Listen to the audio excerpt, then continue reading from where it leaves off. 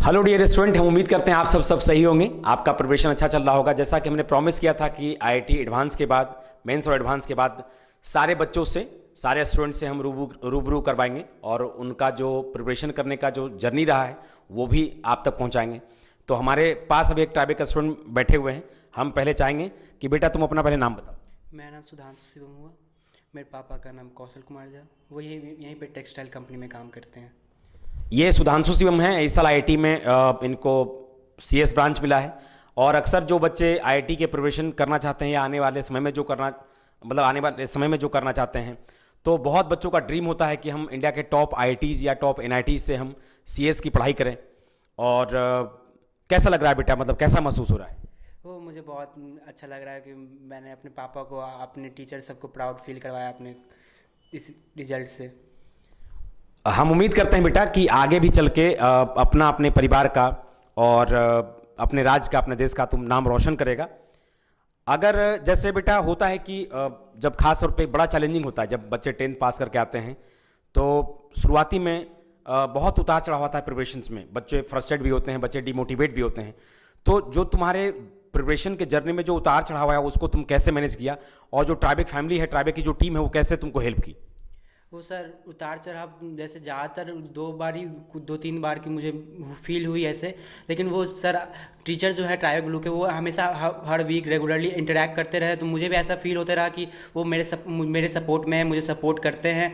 Doubt session यहाँ पे जब भी था, ऐसा फील होता था कि मैं भटक रहा हूँ या कुछ भी हो रहा है, मेरे से नहीं सॉल्व हो पा रहा है क्वेश्चन, तो यहाँ पे टीचर्स पर्टिकुलरली सॉल्व किए, मेरे बहुत हेल्प किए हैं यहाँ के टीचर्स। और संडे टू संडे वीक्स में टेस्ट भी रहा करती थी, जिसमें मार्क्स कभी कभी नीचे हो जाती थी, कभी कभी ऊपर हो जाती थी। तो उस वीक में आके मंडे को या ट्यूसडे को वीक्स बाय सर बहुत आके मोटिवेट करते थे कि हाँ तुम लोग कर सकते हो। वो फोकस जताते थे हम लोग पे, कि विश्वास दिलाते थे कि तुम लोग आगे चल के आईआईटी में रखोगे कदम। हम जब देख रहे हैं तुम लोग को आईआईटी में, ऐसा मोटिवेट करते थे, सेल्फ कॉन्फिडेंस हम लोग को ऐसे बरकरार करते थे हम लोग को। तो जैसे बेटा एक और भी चीज़ है कि जैसे अगर आपसे पूछा जाए कि आपने 10th कहाँ से किया? मैंने 10th किया था दरभंगा जिला से, कुशेश्वर स्थान मेरा गांव है, मैंने वहीं से 10th किया था अपना। और जैसे 10th के बाद आपने पटना आया, तो ट्राइबल ब्लू के बारे में आपको कौन रिकमेंड किया? ट्राइबल ब्लू के बारे में सर, मैं यहीं पे रहता हूँ कांटी फैक्ट्री महात्मा गांधी नगर में।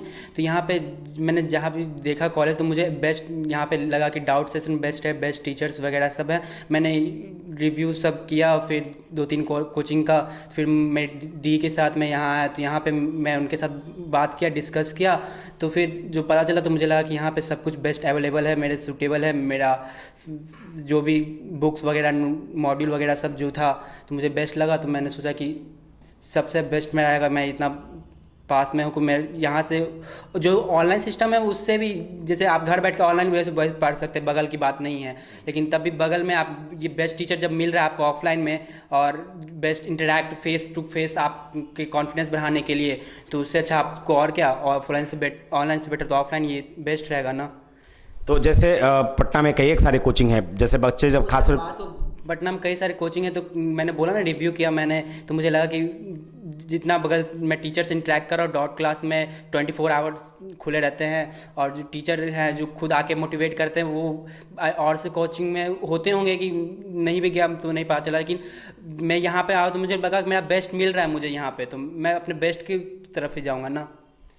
जैसे आईआईटी इंडिया का बहुत रिनाउंड कंपटीशन होता है बेटा, आईआईटी करने का जो इंस्पिरेशन है वो कहाँ से मिला तुमको?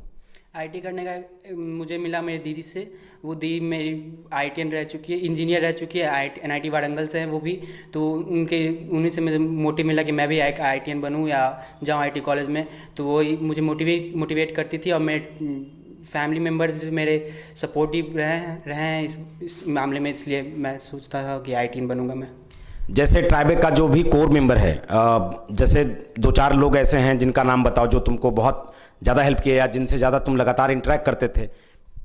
वो मेरे एक रंजन सर है ऑर्गेनिक क्लास के टीचर, जो मैं पर्टिकुलर 2 मंथ स्टार्टिंग में ज्वाइन किया तो मुझे लगता नहीं था कि मेरा केमिस्ट्री स्ट्रांग है हुआ है। मुझे लगता मैं बोर्ड्स में भी अच्छे मार्क्स नहीं स्कोर कर पाऊँ केमिस्ट्री में। पर जब जैसे इंटरेक्ट करता गया उनसे, तो उनसे एक अलग सी अटैचमेंट होती गई। टीचर एज बेस्ट फ्रेंड मेरे बन गए। वो उनसे बात करता था रेगुलरली, डाउट क्लास में भी अवेलेबल रहते थे वो। जब भी जाऊँ तो उनसे इंटरेक्ट होते रहता। तो मेरा केमिस्ट्री उनके हिसाब से, मैं क्या बोलूँ, बेस्टेस्ट बन गया मैं केमिस्ट्री। मुझे प्यार, केमिस्ट्री से प्यार हो गया मुझे। इतना अच्छा मुझे केमिस्ट्री लगने लगी। और भी कोई और फिजिक्स, धीरज सर फिजिक्स के टीचर, वो फिजिक्स वो रेगुलरली, वो ऐसे टीचर नहीं है जो कि आपको लगे कि फिजिक्स, बहुत बच्चे फिजिक्स को छोड़ देते हैं कि फिजिक्स बहुत भारी है, ऐसा नहीं है। लेकिन वो भी अच्छे से गाइड्स करते गए हम लोग को रेगुलरली।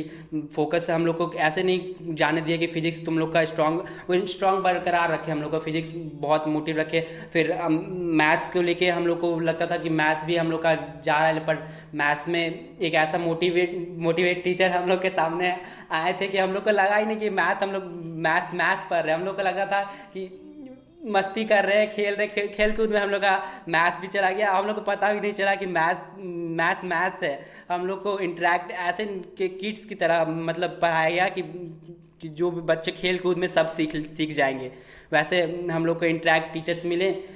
आई फील लाइक कि मुझे सब कुछ आसानी से, मुझे लग रहा है कि मैं ऐसा कोचिंग में था कि मुझे सब कुछ इतना अच्छे से सिखाया गया।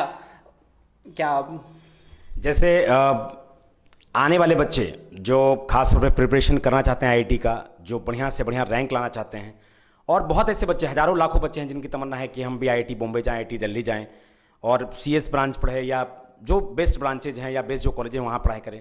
वैसे बच्चों को क्या सुझाव दो? मैं उनको एक सुझाव दूंगा कि अगर आपको एक गाइडेंस मिल रही पर्टिकुलर, तो आप 10 तरह की गाइडेंस ना लें, किसी एक पर्टिकुलर गाइडेंस के थ्रू जाएं। आपको अगर कोचिंग लाइन में कोचिंग में गाइडेंस मिल रही है तो आप उसी कोचिंग को फॉलो करें। दूसरे ऑनलाइन सिस्टम या सब में मत जाएं कि आप दूसरे तरीके 10 तरह के क्लासेस वगैरह मत लें। एक ही कोचिंग पे विश्वास करें, अपने टीचर्स, अपने एल्डर्स पे विश्वास करें, वो आपको सही गाइडेंस ही देंगे हमेशा।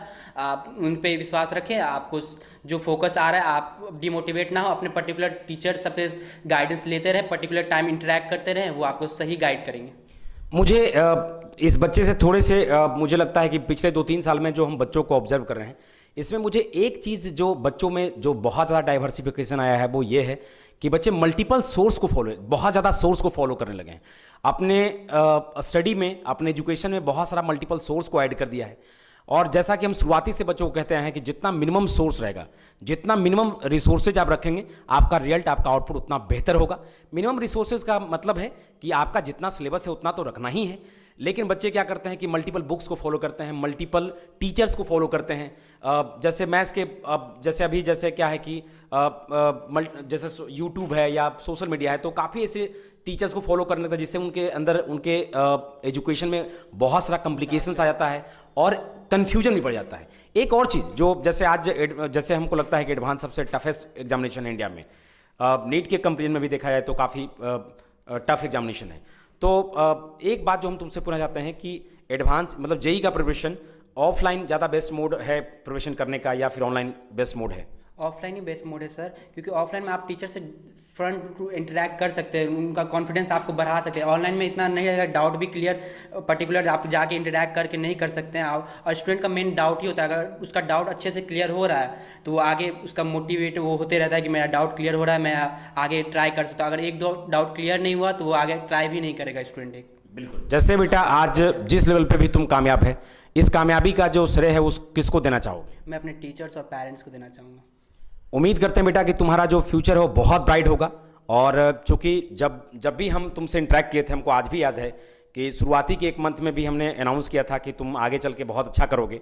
और ऐसा नहीं कि किसी भी बच्चे में अचानक से ग्रोथ होता है। जो बच्चे शुरुआती से ही लगनशील होते हैं, परिश्रमी होते हैं, मेहनती होते हैं, और उसी कंसिस्टेंसी को अगर अपने पूरे एजुकेशन काल में या पूरे अपने प्रिपरेशन काल में या पूरे प्रिपरेशन के दौरान अगर वो मेंटेन कर लेते हैं उस कंसिस्टेंसी को, तो डेफिनेटली उस बच्चे का रिजल्ट हो जाता है। सबसे जरूरी होता है कंसिस्टेंसी और मिनिमम रिसोर्सेज। जितना आप मिनिमम रिसोर्सेज अपने एजुकेशन में रखेंगे, आपका आउटपुट उतना बेहतर होगा। हमेशा बच्चे यही गलती करते हैं, और जो भी बच्चे पहले कामयाब हुए हैं या जो इस साल कामयाब हुए हैं वो इस बात से रिलेट भी करेंगे, ठीक है।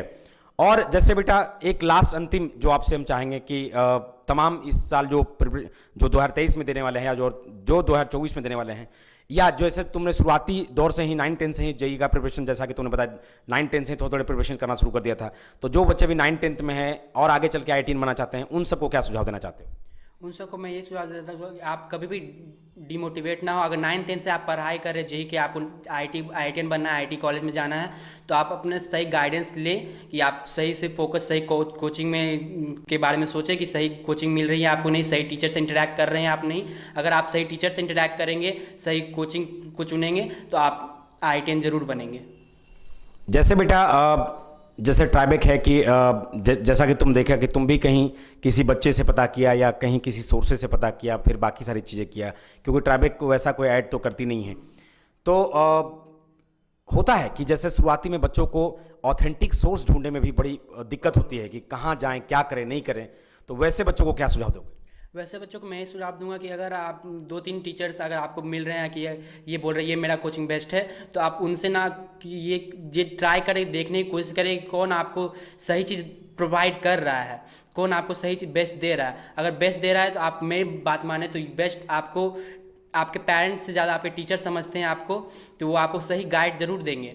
और ये रही बात मेरी कोचिंग की, मेरी कोचिंग ने मुझे बहुत अच्छी गाइडलाइंस दी और बहुत अच्छी पढ़ाई भी जो भी है हुई है। मेरी कोचिंग में बेस्ट पढ़ाई होती है।